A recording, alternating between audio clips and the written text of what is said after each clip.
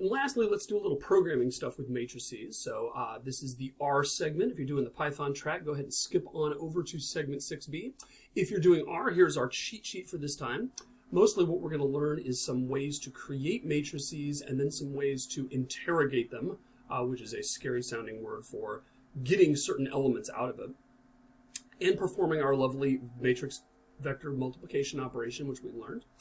Reading from a file, and then the other thing we're going to do is learn one more thing in the programmer's toolbox, which is the if statement, which is a way to write conditional code where you want it to execute some code in certain circumstances and other code in other circumstances, and that's going to be important in every computer program you write, and in particular some of the little functions we'll do today to test for our special matrix operation. So let's go to RStudio, and one of the things I want to show you first is just the matrix function. So remember how you make a vector. To make a vector, we can just use the C function and say things like make a vector that's 5, 4, 3, 7, 18, and 2, and it makes a vector with those elements in it. What you can do to make a matrix is you basically say matrix, and then the first argument you give it is that vector. And notice what we've got is a pair of bananas inside this new pair of bananas that I've made. And that's because the C function is going to be called first to create a vector with these 6 elements in it.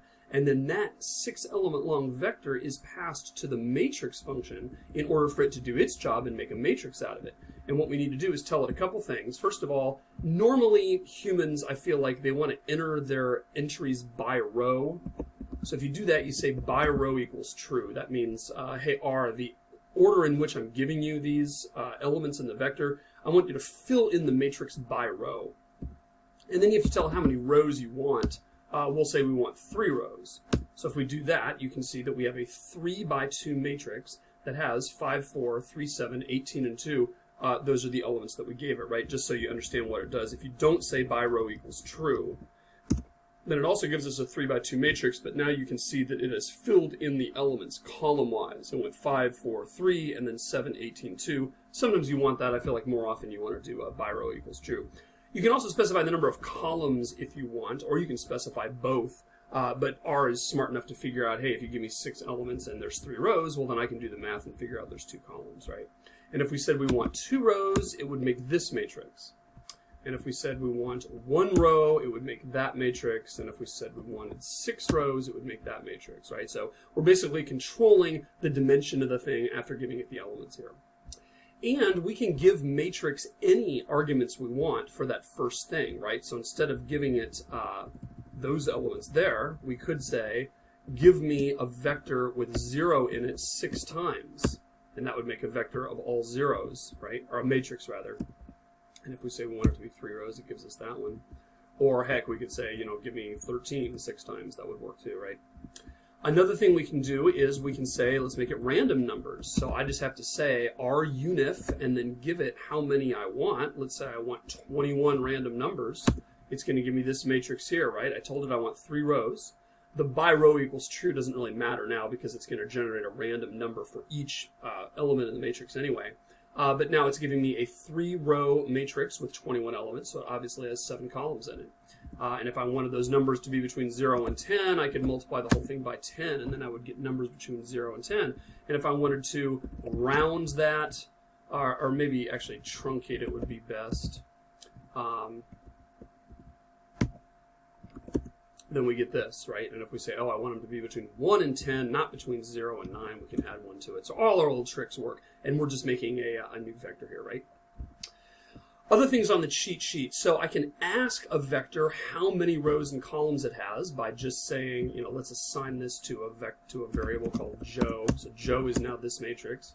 And if I say, hey, Joe, how many rows? It says 3. And if I say, how many columns? It says 7. So that's a very easy thing to do. Importantly, we can get elements out of the matrix. So if I say, hey, Joe, I want row 2, column 5. Please tell me what you have there. That's going to tell us 6 because right here is row 2, column 5 of the matrix. And so that's how we get out a particular value of it. If we say, hey, what's row 3, comma 2, it gives us 5. If we use variables, like if we say x is 5 and y is 2, and we say, hey, what's Joe of x minus 4 comma y plus 1? That gives me 9, and that's because x minus 4 is 5 minus 4, which is 1, so we're asking for row 1. And then y plus 1 is 2 plus 1 is 3, so we're asking for column 3, so that gives us the 9 right there. Another thing we can do in R, which turns out to be very useful in certain situations, is I can get an entire row or an entire column. So instead of saying Joe 2 comma 3 to get 5, I can say Joe comma 3. So if I leave out the thing before the comma, what I mean is I want all the rows. So notice that column 3 has 9, 5, 6 in it. So if I do this, I'm going to get 9, 5, 6. And if I say, hey, I want row 3, all the columns, then that's going to give me 4, 5, 6, 5, 4, 3, 4. Interesting there. So anytime I want to take a slice or a dice of the matrix, I can ask for particular things. I can even say, hey, I'd like columns, or I'd like rows 1 through 2, and I'd like columns 4 through 5. And it gives me back this matrix with 2, 5, 9, 6. Notice that the answers have the numbers and columns relabeled, because once I've gotten Joe of this thing, that thing has its own row 1 or 2, row column 1 or 2. All I'm getting is the answers here, right? All right. What else can we do? Okay, so let's do our matrix operation here, our vector matrix operation. So again, here's Joe. It's a 7 by 3. So if I want to do a matrix vector multiplication, I need to have a vector of size 7, right? So let's make a Betty, and let's make that equal to a vector with 5, 4, 3, 4, 5, 6, 9. Okay, so if I want to know how big that is, of course I use length. And now I can say, hey, let's take Joe, pop, splat, pop, Betty. Remember, this is our notation to do the dot product. It's also the same notation to do the matrix vector multiplication. And if I do that, I'm of course going to get a 3 by 1. We remember how that works, right? If I take a 3 by 7 and I multiply it by a 7 length vector, then I'm going to get back a 3 by 1. And if I tried to make Betty a little smaller, and then I did Joe, splat Betty, it's going to say, whoa, can't do that, non-conformable arguments, because they aren't the right size, right? So that's how to do all the basic vector, or rather matrix operations that we learn in terms of matrix vector multiplication. You can also add two matrices together, and that adds the constituent elements. You can multiply by a scalar. All that's obvious. I won't even show it, right? Because you can just play with that on your own. One other thing is reading from a text file, so it's a little bit more complicated. I made this file here called thing.txt, and you can see I've got some comma-separated numbers here, and I'm intending this to be a 5 by 3 matrix. So to read that, I'm going to do the following. I'm going to say read.csv. CSV stands for comma-separated values, and that's really what a file like this is, because we're separating the values by commas. So what I'm going to do is I'm going to say read CSV, and then you're going to give it the file name, which is thing.txt. And then we're going to say header equals false. That basically means there is no header row that gives the labels for these things. If I have one of those, I can say header equals true, and it'll label the columns that way. But I'm just going to do that. And then the other thing we have to do is once we get that thing back, we have to then say as matrix it. So again, if you haven't done programming before, your head may be spinning now with all these different parentheses. But what I'm doing is I'm saying I want to call as matrix, and the thing I want to give it is the result of calling read.csv. So read.csv gets executed first here, even though as matrix appeared first in the line. I'm first going to read the thing.txt file saying there is no header row, and that's going to give me back a chunk of raw data, which is actually called a data frame. That's beyond what we need to know in this class. Point is, by saying as.matrix, it then converts it into a matrix. And I can store this in something like Jeff. And now if I say Jeff, it has these values right here. 11, 14, 63, that was the first row of my file. 19, 49, 83 is the second row, etc., right? Just so you can see, it labeled the columns V1, V2, V3. That stands for variable 1, 2, and 3. If I had a file like this, where I basically said, this is my shoe size, and then this is my number of socks, and then this is my age, I don't know. And I did this same, well, let's save that. And then I did this same thing, but instead of saying header equals false, I said header equals true. Then I would have this situation where I actually have named the columns, right? And that allows me to do things like, instead of just saying, Jeff, I want row 3, column 2, to tell me he has 27 socks. I could say, I want row 3, column number of socks.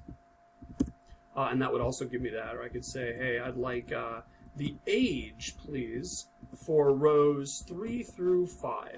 And then that would give me 25 and 5, which is the age column there, right? So, stuff you can do with matrices.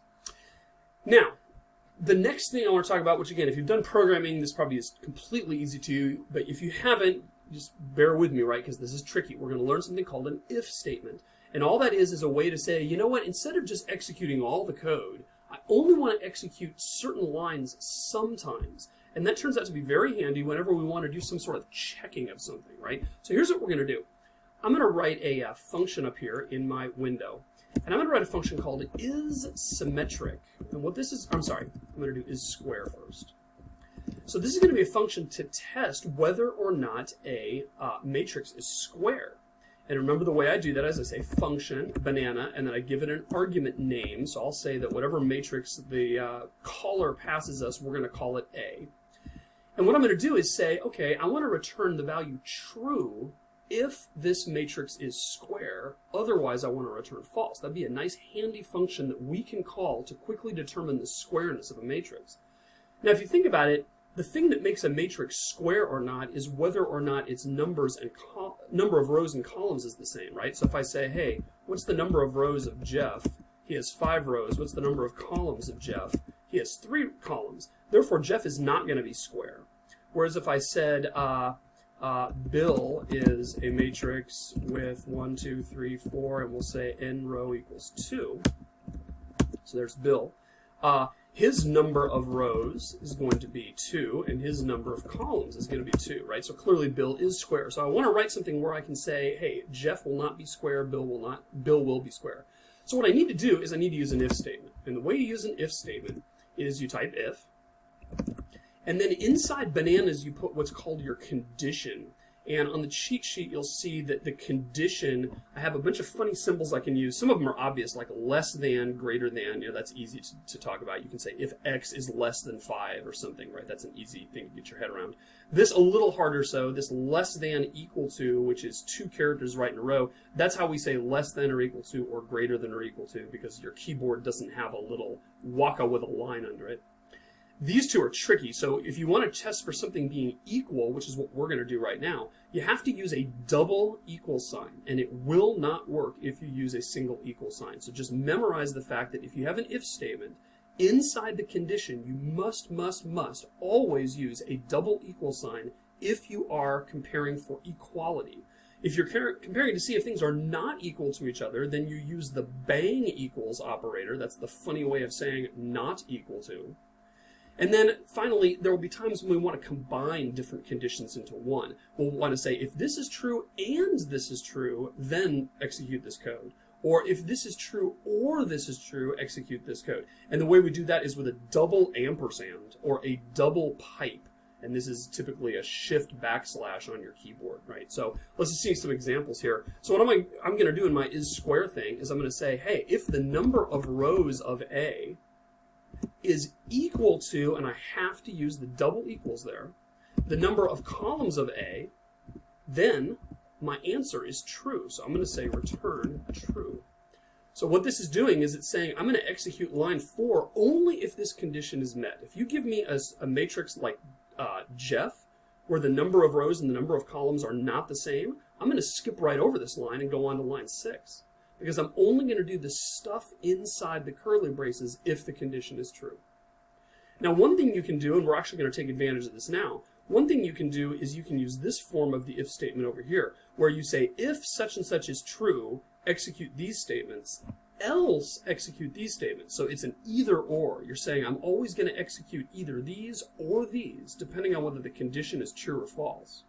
With this form over here, we basically said, if the condition is true, execute these statements, otherwise never mind. Okay? So what we're going to do right now is we're going to say, well, if those are not true, then the answer is false, right? So that's just your plain logic. That's in fact what you're doing when you're determining whether or not a matrix is square. You're just saying, hey, is the number of rows equal to the number of columns? If so, the answer is true. Otherwise, the answer is false.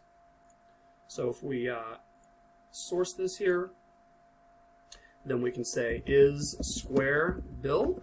And it says, yes, it is. And we say, is square Jeff? It says false, right? So that's an example of a very handy function that we could use. Let's do another one. Let's do one called is diagonal. Now, this is going to be a little trickier, right? So remember, a diagonal matrix is one in which all of the elements that aren't on the diagonal are 0. The ones on the diagonal could be 0 too, but the ones off the diagonal must be 0. So here's an example where what we're going to need to do is much more complicated than the square case. We're going to have to loop through all of the different values in the matrix, checking to see if all of the non-diagonal entries are in fact 0. And as soon as we find one that's not, we can bail out and say, whoa, this function's done, the answer is false. And there's a common way to mess this up, and I'll show you that. So here's what I'm going to do. Check this out. I'm going to do my little for loop that we learned last time. And I'm actually going to do this twice, one inside the other. Now, again, if you haven't done programming before, this may seem overwhelming, but try to follow along here. Here's what I'm going to say. I'm going to use the letter R for row, and I'm going to say for all the rows in 1 through the number of rows of A. So this is saying I want my R variable to go 1, 2, 3, 4, 5, all the way through however many rows A has. Okay? And then for every one of those rows, I'm going to say, let's make a variable C for column, go through every one of the columns of A. So let's just do a little print statement here. So remember, we can say something like cat to print out more than one thing. So I'm going to say row R, column C, and then I'm just going to put a new line, and I'm going to say sep equals double quote like this. So all this is going to do is run through the values 1 through the number of rows and 1 through the number of columns. And the reason I'm doing this is to kind of give you a visual about what this looks like. If I now say is diagonal Bill. Right now, we haven't actually computed anything, but notice what it did. It said row 1, column 1, row 1, column 2. Row 2, column 1, row 2, column 2. So we haven't printed out any of the values of the matrix yet. All we've printed out is R and C. But I'm doing this to show you the nature of what happens to R and C. For a certain value of R, namely 1, it goes through all the values of C. So we've got row 1, column 1, row 1, column 2, all the way through the columns before we switch over to row number 2. If I had done this with Jeff, I would have gotten this output. Row 1, column 1, row 1, column 2, row 1, column 3, row 1, column 2, row 1, column 2, row 1, 3, right? Because Jeff, as you recall, was a 5x3 matrix. Therefore, we are effectively going through every pair of numbers where R is a row number and C is a column number. And if I actually wanted to print out what the value of the matrix was there, I would do this. I would say row R, column C equals A of R comma C, right? That's our syntax for getting an element out of a matrix. So if I source this, and now I run this again on Bill, it's going to say row 1, column 1 is 1, row 1, column 2 is 3, row 2, column 1 is 2, row 2, column 2 is 4, because that's what Bill had in it. And if I say is diagonal Jeff, then I get that because Jeff had this in it. So row 1, column 1 was 11, row 1, column 2 was 14, row 1, column 3 was 63, row 2, column 1 is 19, etc., etc. So stare at that so you can understand how this double nested for loop is working. That's what it's called. It's called a nested for loop because I have a for loop inside a for loop. Now for my is diagonal function, here's my logic here. Here's what I'm going to say. I'm going to say if R, well, let me do it this way. If A of R comma C is not equal to 0 and R